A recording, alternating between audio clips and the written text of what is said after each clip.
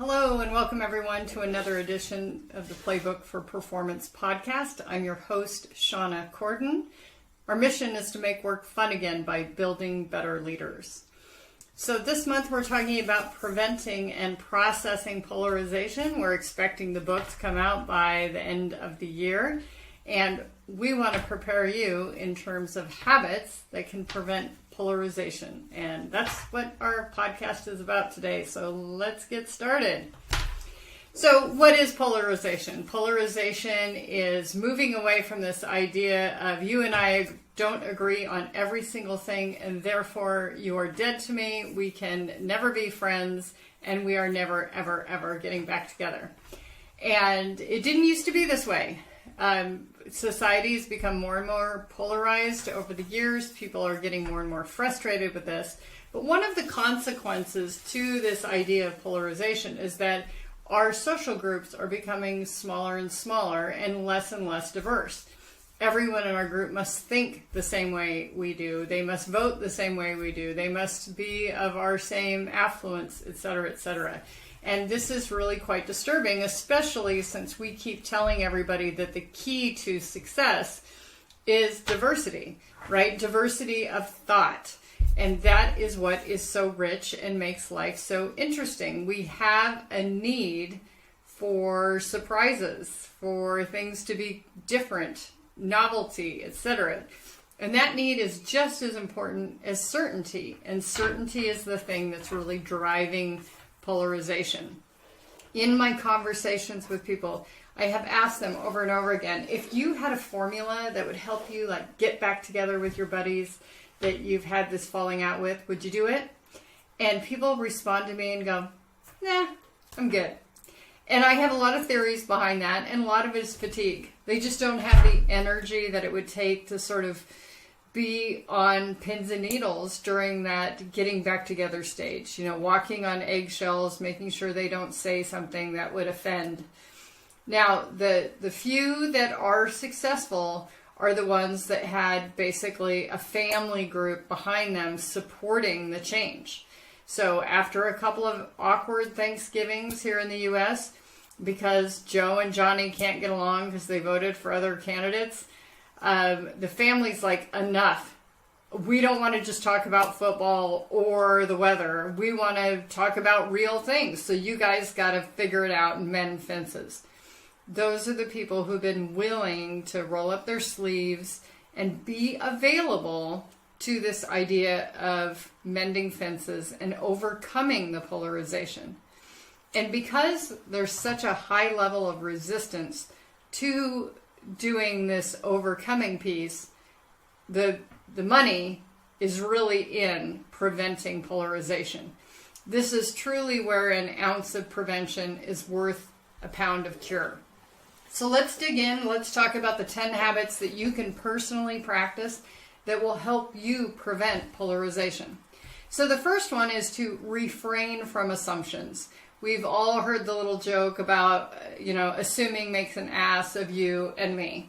But truly, assumptions feed a story that we tell ourselves about others that create a distance between us.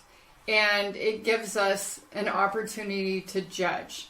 But if we really dig in, if we ask, if we're curious, we can overcome that tendency for assumptions. So, number one, refrain from assumptions. Number two is to acknowledge others' beliefs. You've heard me say this again and again in the podcast. If you name it, you claim it. And so this idea of understanding, I recognize you believe in this eating style, this religion, this government practice, etc. It's showing respect for what they believe. It doesn't mean that you have to adopt it. It doesn't mean that you believe it's right, but you're simply acknowledging them, and everyone wants to be seen. Number three, respect one another's autonomy. I love to say one of my favorite things about America is we have the right to choose. So respecting one another's autonomy about how they do things, what they do, not only how they do it, but the consequences or the benefits that come with that belief. So if someone chooses to be vegan, I know I've used this example a lot, forgive me, vegans. If someone chooses to be vegan and they find it difficult to eat out, to just recognize that, yes, this is a very small part of the population. It's in the best interest of the restaurant and their economic model to have something that will please the largest amount of people. And to be very respectful when you request preparation that honors your eating style. So again, we just want to respect one another's autonomy and frankly just respect one another, period. The fourth is to be curious. We talk about this again and again. It's probably the number one fundamental behavior, mindset, way of being that a coach has to be successful. When a coach begins to be judgmental, and I would say any human to be judgmental, then you've cut off so many avenues that would allow for connection. So just be genuinely curious. I would caution against using the word why. The word why tends to put people on the defensive. They feel like they have to justify or explain themselves, and that will create some distance. So try to use different phrasing. How's that working for you? How did you come to this belief? When did you begin this practice? Etc., etc. That's a great way to understand where somebody's coming from. Number 5, remind yourself that this attribute that you may have conflict or polarization tendencies about is only one aspect of that person. So they may believe 99% of what you believe, and there's this one differing aspect. Think of like the church, the history of the church. You know, every couple hundred years, somebody decides, oh, we believe all this other stuff, but there's this one thing, and we just can't get over this one thing, so we're going to start our own division, right? So the Protestants obviously had a lot more. Martin Luther had a big, long list. But if you think about this, those are things that are brewing. There were long discussions that came up over and over again. But generally, we're not talking about something as broad and vast as the church. We're talking about individuals. And so you may not like this particular aspect of this person. It may not be something that you believe in. But if we refrain from assumptions, we acknowledge those beliefs, we respect their autonomy to choose, and we're curious about it, if we remind ourselves that's just one aspect, we can probably overlook that. Okay? Number 6, nothing is all or nothing. Yes, I recognize that. That's why the smiley face is in there. But really, black and white does not serve us well. There are generally exceptions for every rule, and if we acknowledge those exceptions, we're going to be better off in the long run because we can understand where things are coming from and what the truth is. Number 7, life is complicated. People are challenging. People don't always behave how we think they should, or that they're not always predictable. So if you think about gravity, as I age, I recognize gravity works 100% of the time, except in space, I suppose. So if you think about this, the only thing you can really, really count on is that people are motivated by what's in it for them. They are looking at the world through their lens and their context.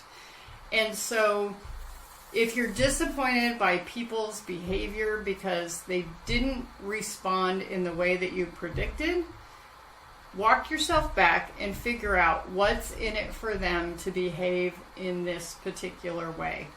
It will help you create more empathy and understanding for their behavior. Number 8, you have permission. You hold the permission to make these decisions about whether you choose to be polarized or not. You are the one that gets to decide whether this is the hill you want to die on, whether you want to make your social circle smaller, whether you want to be rid of this person based on these beliefs that you have that are different than what they have. You're entitled to do that, but do recognize, number 9, all decisions do have consequences. And number 10, are the consequences worth it? So in my earlier example of the family that's trying to enjoy Thanksgiving dinner, it's one of the rare times the entire family gets together. If you decide that you are going to maintain this polarizing belief and you are going to have hostility towards this person who believes otherwise, do recognize that the consequences go beyond you and that person. They are the rest of the dinner table that has to suffer through your behavior. And is it worth it? Is it worth it? So those are my 10 tips to prevent personal polarization. These are habits that you can apply. Each week we assign fieldwork because coaching without action is just entertainment. And my encouragement to you is to look at your own habits. Which of these 10 tips or habits are you already doing? Which ones are easy for you? Which ones are harder? Choose of the 10 or all 10 and try to practice this for 7 days continuously.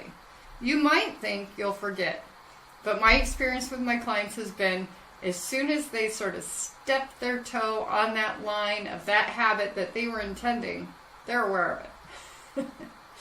So what's the result?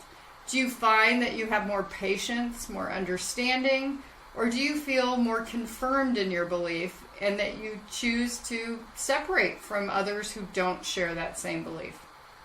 And what's the result of that? What are the consequences? What will that do for you and your community, your family, and sleeping well at night? Frankly, Jodie Foster said the best definition of success is sleeping well at night, and I have adopted that myself. So, will you sleep well at night? I hope you found these tips helpful. Don't forget to like and subscribe if you're here on the YouTube channel. We would love for you to be a subscriber. Drop a comment if you have a topic that you'd like to hear more about, or if you would like help with a workshop, something like that to help your team, help your family overcome these things, create some positive habits. Send a message to podcast@shawnacorden.com or shauna@shawnacorden.com.